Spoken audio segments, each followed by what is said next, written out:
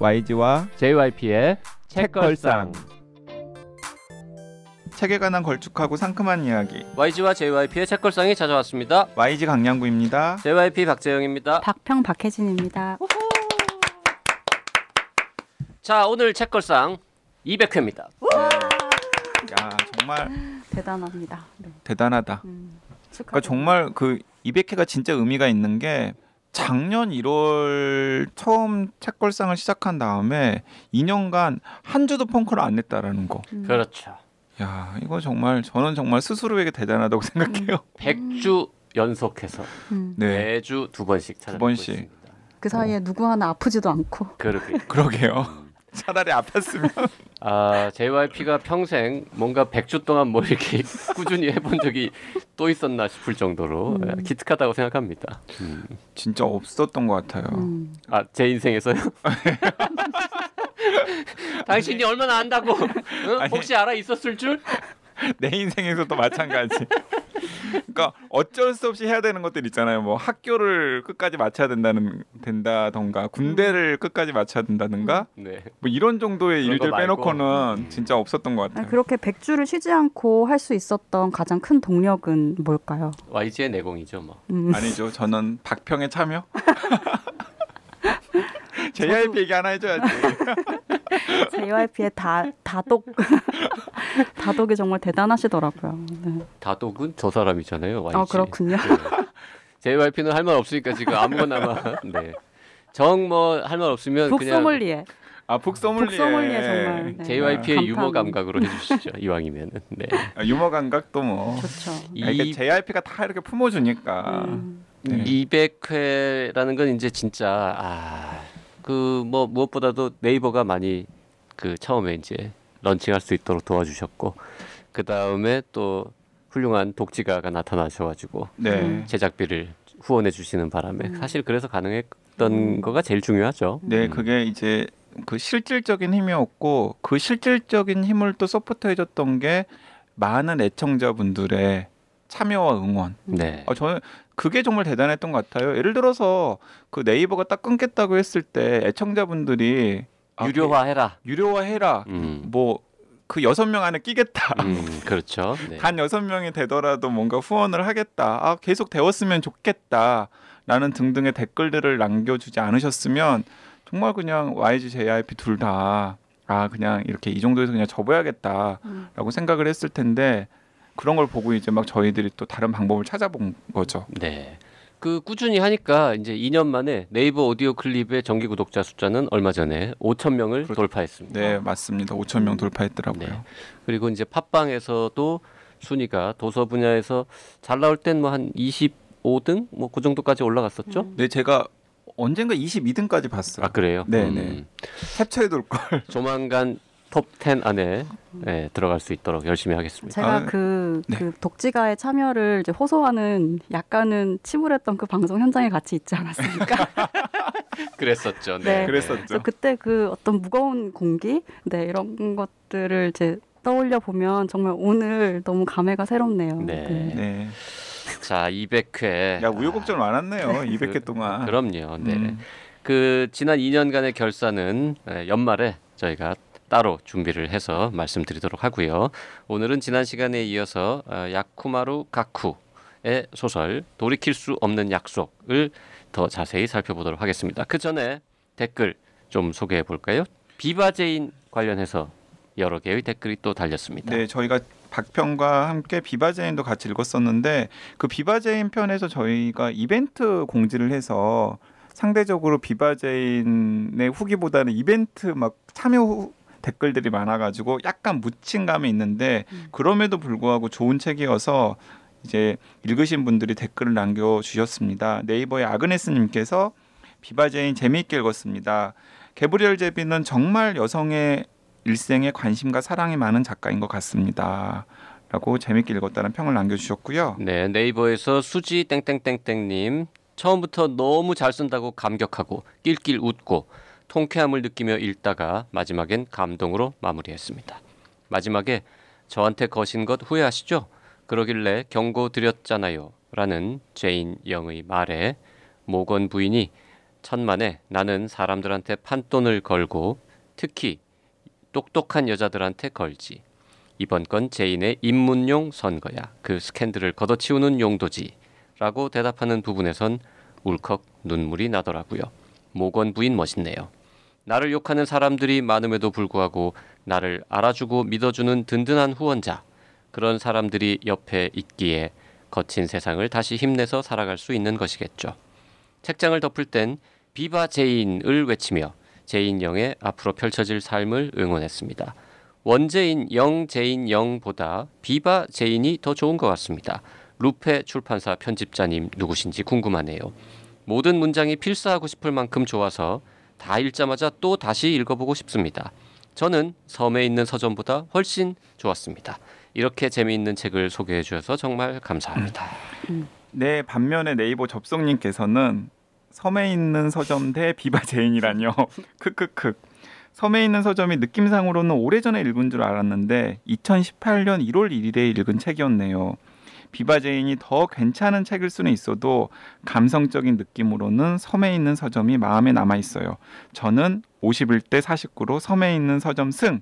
크크크. 이게 뭐라고 심각하게 고민을.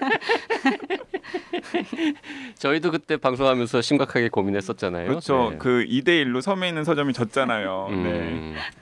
네이버에서 롤로님도 댓글 주셨습니다. 네, JYP님이 궁금해하셨던 루비와 엠베스가 말한 미래 여성 리더십 추진 모임, 줄여서 미리추 미추 모임. 모토는 미녀도 추녀도 다 함께 이 센스 있는 문장은 원서에서 무엇이었을까 궁금해하셨던 게 기억이 나서 올려보아요. 원서에선 Future Girls Leadership Initiative, 줄여서 FGLI. 퍼글리는 지독하게 못생긴 이란 뜻이라고 합니다. 모토는 Embrace the Ugly네요. 방송 들을 땐 말을 맞추려 아예 다른 어휘를 사용했겠지 했는데 그렇지 않았네요. 저희 이거 방송 끝나고 그 단톡방에 원문 올려주셨죠, JYP. YG가 올렸죠. YG가 네. 올렸나요? 네. 네. 그 YG JYP가 방송 중에 궁금해하셔서 YG가 그 아마존에서 $5를 주고 비바제인 전자책을 구매를 한 다음에 원서로 $5를 주고 네. 해당 부분을 찾아가지고 제가 캡처해서 이 박평과 JYP의 궁금증을 해소해 드렸는데 독자들한테 말씀드리는 건 깜빡했어요. 근데 롤로님께서 또 이렇게 찾아가지고 이렇게 올려주셨네요. 네. 그 부분을 또 이렇게 사진으로도 찍어가지고 댓글로도 올려주셨어요. 롤로님께서. 네. 저희들이 그런 얘기 했었습니다. 원문을 보고 난 다음에 야 이게 원문이 좋아야 역시 번역문이 좋구나. 네. 번역문도 좋은데 원문도 좋구나 이런 얘기를 했었죠. 그렇죠. 사실 그 이 단어 이 굉장히 못생긴 이거 어떻게 읽는 거예요? 퍼글리? 네, 퍼글리. 어글리의 앞에 F가 붙어 있는 건데 이 굉장히 못생긴 이게 비교적 신조어에 가까운 말이라고 하는데 이 퍼글리가 이제 FUGLY인데 그 미추 모임 미래 여성 리더십 추진 모임 이게 이제 줄이면 그 Y가 아니라 I로 끝나는 이제 퍼글리가 되니까 발음은 똑같아지는 거였죠. 네. 근데 그거를 FGLI로 바꾸는. 야, 이거 하여튼 원문도 참 깜찍했고요. 네. 번역도 아주 훌륭했고 그리고 그 원문을 굳이 자기 밥값을 아껴서 $5 주고 사서 확인하는 YG도 참 대단하고 그거를 또 어떻게 알아내셨는지 원문을 확인해서 댓글로 달아주시는 우리 청취자분도 정말 대단하고 롤로님 멋진 분들 많습니다. 네. 네. 저는 한 끼 굶었어요. 네.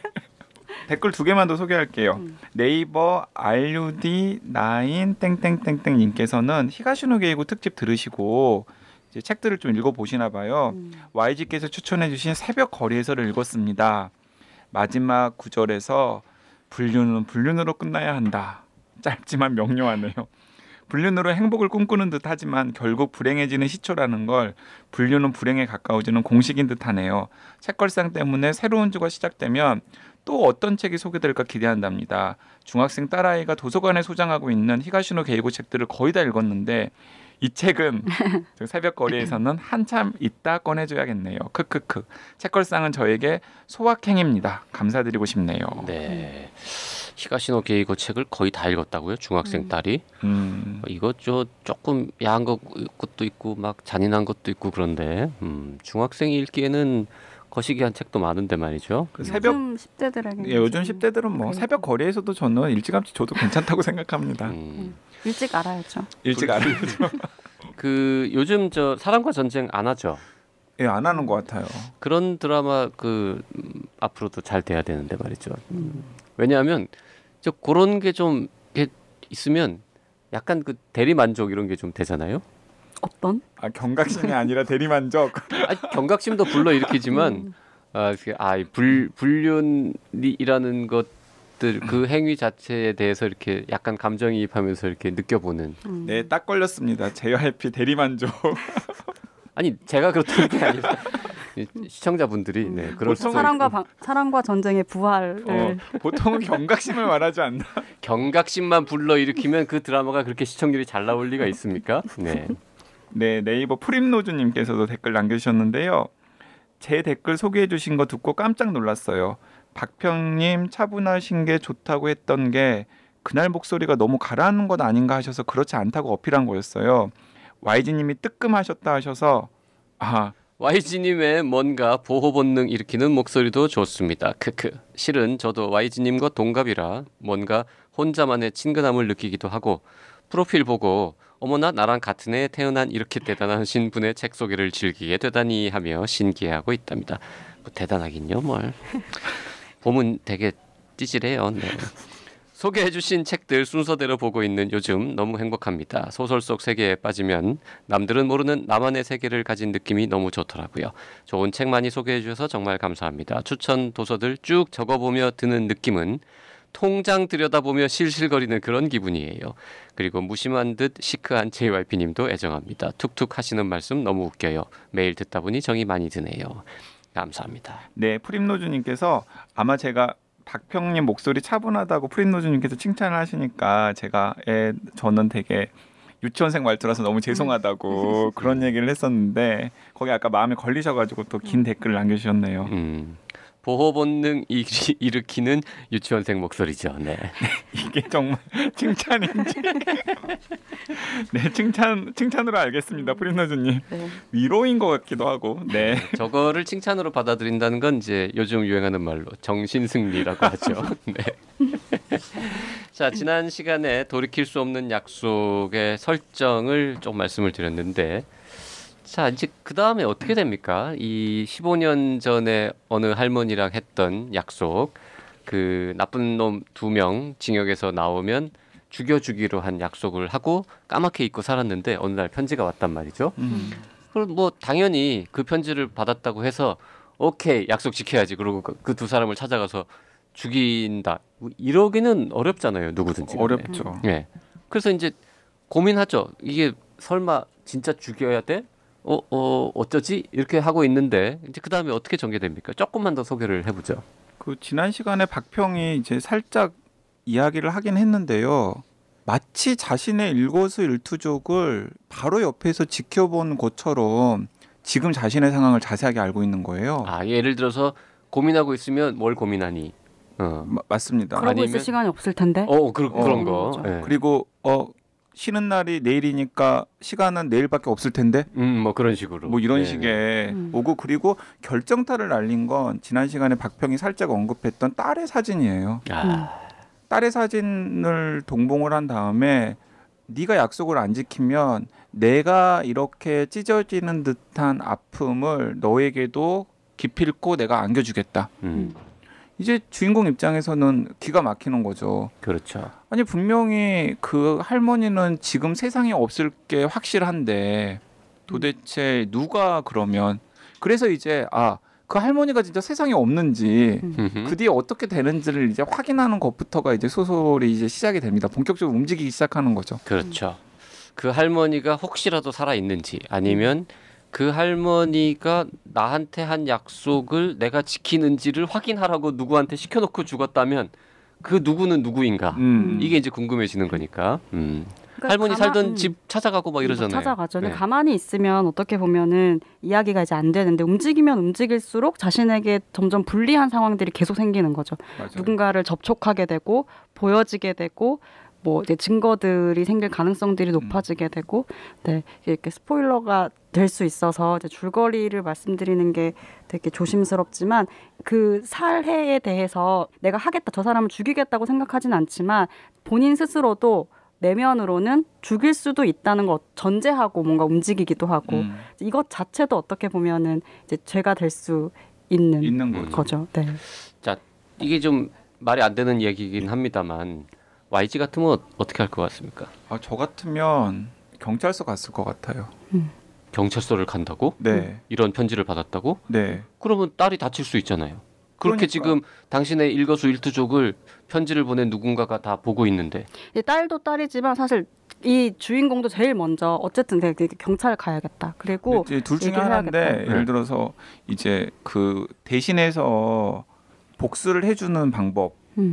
그것도 이제 어쨌든가 본인이 행복한 생활을 복수 후에 어쨌든 살인에 대한 죄책감을 가지고 있으면서도 뭔가 일상생활을 유지하려면 들키지 않은 완벽한 살인을 해야 되는 거잖아요. 그렇죠. 네. 완전 범죄를 저질러야 되는 건데 제가 생각하기에 이 저의 운동신경과 저의 운동신경과 이렇게 저의 이런 체력 네.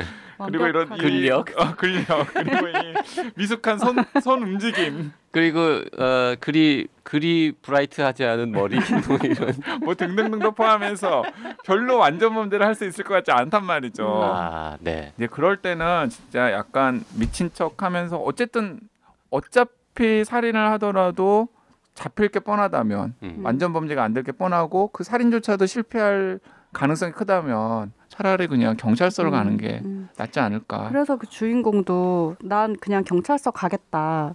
가서 지금 이 상황을 그대로 이야기하겠다라고 했을 때 그 이제 무언의 누군가가 하는 말이 그러면 너가 잃게 될 걸 생각해봐라 이렇게 이야기를 하는데 이 친구가 할머니에게 받은 돈으로 뭘 했냐면요 2가지를 했습니다. 하나는 얼굴을 전신 성형을 했고요.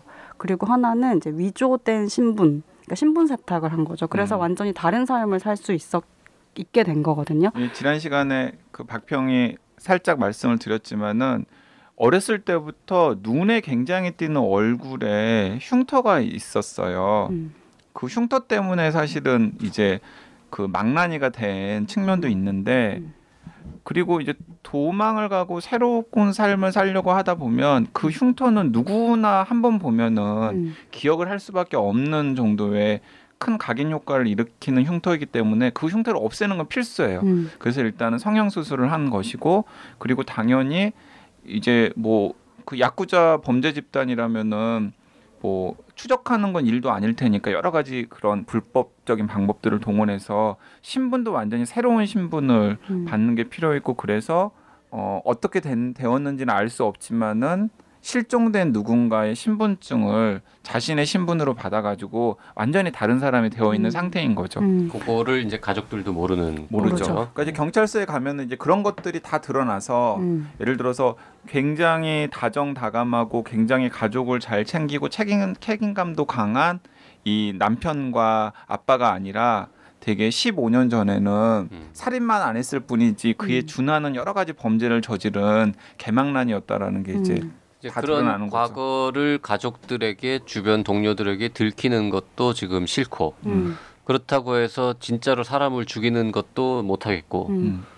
그렇다고 해서 또 안 하고 도망가자니 딸이 뭔가 위해를 당할 것 같은 상황이고 그 한편으로는 또 그 할머니의 마음이 약간 또 이해가 생각나고 하면서 약속을 하긴 했는데 지켜야 하나 이런 생각도 들고 그리고 그 심퇴양난인 죽여달라고 한 사람들이 어쨌든 굉장히 어떻게 말하면 그 이제 노파의 말대로라면 죽여 마땅한 그렇죠. 어떤 사람들이 죽여 마땅한 사람들. 네. 피터 스완슨. 피터 스완슨의 죽여 마땅한 사람들. 그런데 사실 보면 그 피터 스완슨의 죽여 마땅한 사람들보다도 더 죽여 마땅한 사람들이에요. 그렇죠. 피터 스완슨의 그 죽여 마땅한 사람들은 뭐 좀 다르죠. 그거는 개인적인 얘기고. 네. 이건 진짜 죽여 마땅. 그러니까 뭐 그 책걸상의 수위 조절을 위해서 막 구체적인 걸쭉하게 하세요. 걸쭉하게. 범죄 행각을 말씀드리기는 어렵지만은 정말 차마 입에 담을 수 없을 정도로 끔찍한 범죄를 저지른 이들이었던 거죠.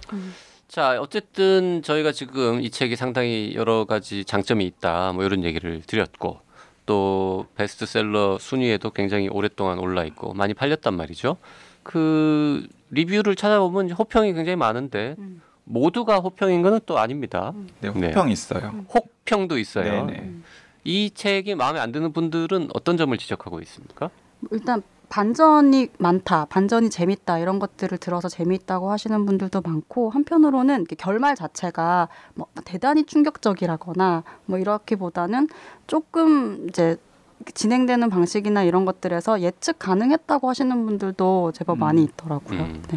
저는 몰랐습니다만 예측을 정말 열심히 하는 거를 취미로 삼는 분들이라면 예측을 위해 그러면은 뭐 독자가 대충 짐작한 한 7가지 결말 중에 하나 이런 걸로 딱 맞아 떨어질 수는 있겠죠. 정확하게 이거를 예측하는 건 쉽지 않지만 네, 그런데 약간의 의외성은 있고요. 뭐 이 정도면 꽤 괜찮은 반전. 네, 꽤 괜찮은 반전이에요. 그러니까 뭐 되게 약간의 의외성, 아 이랬어? 라는 정도로 독자의 뒤통수를 치는 정도의 반전이라고 저는 생각을 하고요. 그런 면에서 보면은 그 제가 지난 시간에 10년 전에 데뷔작인 천사의 나이프랑 비교를 하면서 읽었었다 그랬잖아요. 천사의 나이프보다는 그런 점들이 훨씬 더 나아진 점이라는 생각이 들어요. 그런데 저는 분량이 좀 더 길었으면 더 낫지 않았을까 하는 생각이 들었습니다. 지금 이 책이요? 이 책이요. 그러니까 거의 400쪽 가까이 되는데 뭐. 그러니까 딱 적당한 분량인데 딱 네. 적당한 분량이긴 한데 제가 생각하기에는 좀 주인공의 심리 묘사와 그리고 주인공한테 닥치는 여러 가지 상황들이 너무 이렇게 툭툭 건너뛴다라는 느낌들이 굉장히 많이 있었어요. 소설을 읽어가면서. 저도 그런 부분이 좀 네, 속도감이 있는데 그 왜 이렇게 속도감이 있나 보면은 이 주인공이 고민하거나 아니면 갈등하거나 이런 부분들이 굉장히 짧게 장면으로 전환되더라고요. 그래서 그 왜 침묵을 삼킨 소년 같은 경우에 이 야쿠마루 가쿠가 쓴 다른 작품들은 그 가해자의 가족의 이야기, 소년범 가해자의 가족 이야기라고 하는데 그건 상당히 심리 묘사를 디테일하게 했대요. 근데 이제 그런 작품을 읽어보면 어떨까라는 생각이 들 정도로 좀 그 심리에 대한 이야기들을 좀 호흡을 길게 가지고 가지는 않았던 것 같아요. 그러고 보니까 침묵을 삼킨 소년도 제가 읽었었네요. 그 침묵을 삼킨 소년도 제가 설정을 이야기해 드리면은 이게 어떤 식으로 변해왔는지를 좀 아실 수 있을 것 같은데요. 침묵을 삼킨 소년도 원서는 2015년이거든요. 그러니까 돌이킬 수 없는 약속보다 제가 알기로는 약간 더 후에 나온 책인 것 같아요. 근데 이것도 뭐 한 10년 데뷔 10년작이라고 할 수 있는데 꽤 높은 평을 받았습니다. 그 요시카와 에이지 문학 신인상을 이 책으로 수상을 했거든요. 그런데 이 책은 뭐냐면 중학교 2학년의 아들이 친구를 살해한 혐의로 구속이 돼요. 그리고 그 구속 사실을 알게 된 대기업을 다니던 아버지의 이야기입니다. 네. 그래서 그 아버지가 도대체 내 아들이 왜 살인자가 되었을까를 추적하는 이야기거든요. 그래서 스토리텔링의 긴박감으로만 따지면 돌이킬 수 없는 약속보다는 조금 덜하지만은 방금 박평이 지적한 심리 묘사의 일관성이라든가 수준으로 보면은 이 침묵을 삼킨 소년이 훨씬 더 뛰어난 것 같아요. 그래서 이게 돌이킬 수 없는 약속은 저는 약간 좀 아쉬운 점이 있었거든요. 그 아쉬운 점이 뭔지를 생각을 해보면은 뭔가 작가가 이 소설을 가지고 더 공들여서 잘 만들 수도 있었을 것 같은데 뭔가 중간에 이렇게 좀 봉합해버린 그런 느낌이 들어가지고 그게 좀 아쉬운 게 아닌가라는 생각이 들었고 그리고 이런 일본의 사회파 추리 소설이나 혹은 야쿠마루 가쿠의 이전 소설들을 쭉 읽어왔던 독자들 입장에서는 약간 클리셰라고 할까요? 좀 익숙한 설정들이 굉장히 많이 보여요. 그러니까 이제 그런 것들도 어쩌면 그 혹평을 던지신 분들은 이 돌이킬 수 없는 약속 한 권이 아니라 야쿠마루 가쿠의 다른 작품들이나 일본의 사회파 추리 소설 작가들의 다른 작품들을 즐겨 읽으신 분들이라면은 이건 좀 이렇게 많이 화제가 될 정도의 수작은 아닌데라는 생각을 하셨을 수도 있을 것 같습니다. 혹은 이제 이것보다 훨씬 더 추천하고 싶은 다른 작품들이 있을 수 있겠죠. 있거나, 네. 그 침묵을 삼킨 소년 요건 우리나라에 2016년에 나왔는데요. 이런 건 또 언제 봤습니까, YG는? 아니 네. 침묵을 삼킨 소년도 제가 이 돌이킬 수 없는 약속 준비하면서 같이 보는 거예요. 아. 그러니까 저 야쿠마루 가쿠 작품을 한 번도 안 읽었다가 아. 이 돌이킬 수 없는 약속을 한다고 저희가 이야기를 한 다음에 YG는 이 정말 대단합니다. 천사의 네. 나이프, 침묵을 삼킨 소년 그리고 악당이라고 하는 세 권을 같이 읽어봤습니다. 악당은 어떤가요? 악당은 연작 소설이에요. 아, 그러니까 악당도 마찬가지입니다. 누나를 소년범죄로 잃은 주인공이 원래는 이발소 가업인 이발소를 이어받는 게 꿈이었던 되게 착한 소년이었는데 삶의 어두움에 딱 입혀져 버린 거죠. 그래서 탐정을 합니다. 그런데 이상하게 자기한테 소년범죄와 관련된 의뢰들이 자꾸 들어오는 거예요. 예를 들어 이런 식의 의뢰입니다. 나는 소년범죄 가해 때문에 가족을 잃은 피해자입니다. 그런데 그 일본에서는 소년범죄자들이 소년원 이런 혹은 그 보호시설에서 잠깐 정도 격리가 되어 있은 후에 다시 사회로 돌려보내져 가지고 그런 사실들이 전부 다 비밀로 이렇게 딱 봉해진 상태에서 일상생활을 유지할 수 있도록 이제 사회적으로 지원을 하나 봐요. 그래서 의뢰를 하는 거예요. 그 가족들이 우리 딸 혹은 우리 동생을 죽였던 혹은 굉장히 심하게 폭력을 저질렀던 그들이 혹은 그가 사회에 나가서 갱생했는지를 확인해 달라. 그런 의뢰들이 계속 들어오는 거예요. 그래서 진짜 갱생했는지를 따져보는 겁니다. 야, 이 양반은 진짜 그 소년 범죄에 천착하는군요. 네네네. 그러니까 굉장히 소년 범죄와 관련해서 이 야쿠마루 가쿠의 소설을 읽으면은 있을 수 있는 거의 모든 상황, 거의 모든 그 등장인물들에게 감정이입을 할 수 있는 이 정도로 이 주제에 집착한다는 거는 본인이 어떤 젊었을 때 좀 막 나갔거나 아니면은 소년 범죄에 뭐 피해를 본 사례가 있었다거나 뭐 그런 뒷얘기가 있을 법도 한데 어쨌든 JYP는 이게 일주일에 한 권 이렇게 읽어오는 것도 정말 힘든데 YG는 이 책 한 권을 위해서 이거 말고도 세 권을 더 읽었다는 거죠. 네, 왜냐하면 리스펙트. 아니 그게 아니라 돌이킬 수 없는 약속을 읽다 보니까 이 그 야쿠마루 가쿠라고 하는 작가에 대한 호기심이 생겨가지고 그리고 모든 책들이 다 약간씩 페이지 터너예요. 그래서 자, 지금 시간이 그렇게 막 오래 걸리지 않습니다. 지금 보니까 우리말로 8권 정도 번역 출간되어 있는데 YG가 본 그 세 권 중에서 하나만 골라서 추천한다면 어떤 걸까요? 돌이킬 수 없는 약속을 보고 이 작가의 책을 한 권쯤 더 볼까 고민하는 분들 많단 말이죠. 저는 천사의 나이프 데뷔작. 그게 데뷔작. 1순위예요. 네, 그게 저는 1순위인 것 같습니다. 얘기 들어보니까 침묵을 삼킨 소년이 제일 근사하게 들리는데. 침묵을 삼킨 소년은 심리 묘사 같은 게 많은데 이제 알다시피 YG는 스토리텔링이 막 이렇게 센 걸 좋아하잖아요. 그런 면에서 보면 돌이킬 수 없는 약속을 좀 재밌게 읽었다면은 천사의 나이프가 굉장히 좋고 그리고 또 어떤 작가의 원초적인 작품을 한번 읽어보는 것도 상당히 흥미로운 경험이잖아요. 그래서 저는 천사의 나이프를 추천을 해드리고 싶습니다. 천사의 나이프하고 침묵을 삼킨 소년 중에서 좀 더 얇은 건 어느 겁니까? 네, 참 JYP스러운 질문인데 네, 천사의 나이프가 좀 더 얇은 걸로 기억이 돼요. 아, 알겠습니다. 그러니까 YG는 이렇게 뭐 책 두께 그렇게 크게 신경 안 쓰니까 정확한지 모르겠는데 천사의 나이프가 조금 더 얇은 걸로 기억이 됩니다.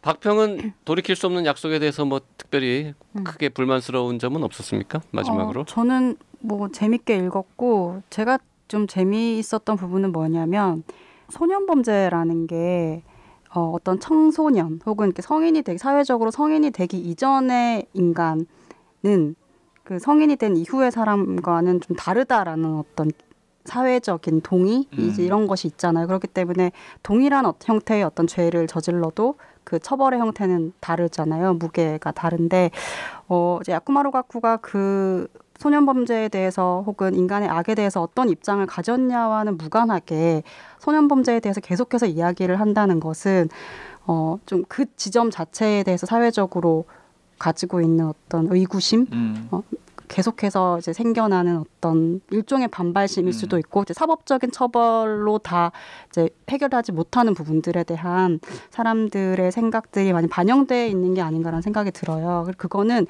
일본 사회는 제가 잘 모르겠지만 한국 사회에서도 최근에 계속해서 좀 이제 문제시 되는 부분인 것 같기도 해서 그 지점에서 좀 흥미롭게 봤고 그 지점에서 좀 계속해서 따라 읽고 보고 싶다. 좀 이 생각의 다른 경로들을 좀 같이 보고 싶다 이런 생각이 들었어요. 그 야쿠마로 가쿠 같은 경우에는 제가 지난 편에서도 계속해서 이제 양쪽의 입장을 부유한다라고 하는 표현을 제가 썼었던 것 같은데 실제로 이런 것 같아요. 그러니까 소설만 보면은 상당히 많은 수의 그 소년 범죄를 저질렀던 과거의 악인들이 변합니다. 변해요. 그리고 대개는 좋은 방향으로도 변하고 나쁜 방향으로도 변하지만 좋은 방향으로도 변하는 경우가 분명히 있습니다. 하지만은 또 야쿠마로 가쿠가 나쁜 방향으로 변하거나 혹은 그 당시의 악의 속성을 그대로 가지고 있거나 키우는 경우를 또 배제하지 않는 것도 아니에요. 그런 케이스도 굉장히 많아요. 일단 첫 번째는 그렇고 또 이제 반대편에서 보면은 피해자의 가족에 대해서 굉장히 천착을 많이 해요. 그런데 피해자 가족의 상처는 절대로 아물지 않는다라는 것에 대해서는 확실하게 방점을 찍는 것 같아요. 네. 그러니까 저도 이 소설을 이렇게 보면서 이 흔히 이제 유족이라고 하는 남겨진 사람들, 어떤 거대한 악의 결과로 그 상처를 입고 남겨진 사람들이 하나의 주체가 됐을 때 이들이 뭔가를 선택하고 행동을 하게 되잖아요. 그래서 이 부분이 계속해서 좀 주시해서 봐야 하고 여기서 많은 이야기들이 더 나올 수 있겠다라는 생각이 들어서 저는 그런 생각하면서 되게 의미 있게 읽었던 책이에요. 네. 그리고 아까 JYP가 이 정도면 야쿠마로 가쿠가 소년 범죄와 관련해서 무엇인가 개인적인 사연이 있는 것 아닌가라고 이제 뭐 이야기를 했었잖아요. 근데 저는 야쿠마로 가쿠가 그런 사연이 있는지는 잘 모르겠지만은 약간 일본에서 사회파 추리소설 작가로 불리는 사람들의 어떤 특징인 것 같아요. 그 야쿠마로 가쿠한테 자극을 줬던 열쇠계단이라고 하는 소설을 쓴 다카노 가즈아키라고 하는 작가도 있는데 그 작가는 사형제도에 대해서 이런 식으로 천착을 합니다. 그리고 야쿠마로 가쿠는 소년 범죄에 대해서 계속 천착을 하고 있고 그러니까 뭔가 자기가 소설로 형상화를 하고 또 사회에 메시지를 전하고 싶은 약간 일생의 주제 같은 것들을 하나씩 잡고 이렇게 쭉 밀어붙이는 거죠. 그래서 이런 건 저는 우리나라의 작가들도 약간 벤치마킹 해보면 좋을 것 같다라는 생각 좀 들어요. 뭔가 한국 사회에서 의미 있는 주제 같은 것들을 딱 자기 일생 주제로 잡은 다음에 그 주제와 관련된 다양한 스토리텔링을 만들어 보는 것. 네. 인간이 어떤 존재인가에 대한 질문을 되게 극단적이지만 사형제도라는 건 하지만 좀 탐구해갈 수 있는 되게 좋은 소재인 것 같아요. 소년 범죄도 마찬가지고. 소년 범죄. 네. 자, 야쿠마로 가쿠 이 소설은 제가 한마디만 덧붙이면요. 누가 썼는지 안 가르쳐주고 책을 쭉 읽은 다음에 요거 히가시노 게이고가 썼다고 얘기하잖아요. 그러면 100이면 100명이다. 고래. 이러고는 그냥 그런가 보다 하고 넘어갈 것 같은 그런 느낌도 듭니다. 네, 사실 돌이킬 수 없는 약속을 맨 처음 읽은 게 JYP잖아요. 네. 근데 JYP가 읽은 소감 어땠어요? 그랬더니 괜찮았어. 히가시노 게이고 빌라 뭐 이런 식으로 이야기했었던 것 같아요. 네. 맞습니다. 그래서 제가 그 지난 시간 초입에 작가 소개하면서 히가시노 게이고 데뷔작이 받은 에도가 람포상을 20년 후에 이 야쿠마로 가쿠가 받았다 그랬잖아요. 그러니까 그런 연관고리가 좀 있는 것 같아요. 그러니까 비슷한 느낌과 재능을 가지고 있는 작가인 것도 맞는 것 같습니다. 게이고가 가지고 있었던 어떤 그 여러 스펙트럼 중에서 한 부분을 극대화한 맞아요. 세계관을 가지고 있는 작가인 것 같아요. 네. 오늘 야쿠마로 가쿠의 돌이킬 수 없는 약속 이야기 나눠봤습니다. 여기까지 하죠. 고맙습니다. 네, 박평 감사합니다. 감사합니다.